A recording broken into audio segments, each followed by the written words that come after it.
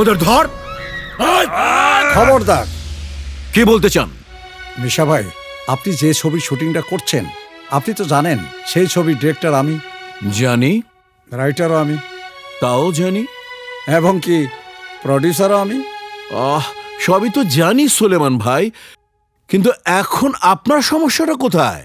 আমার কাছে আর টাকা নাই, মানে? তাই আপনি প্রেম প্রীতির ভালোবাসাটা এখানে মেনে নিয়ে ছবির কাজটা শেষ করে দিন।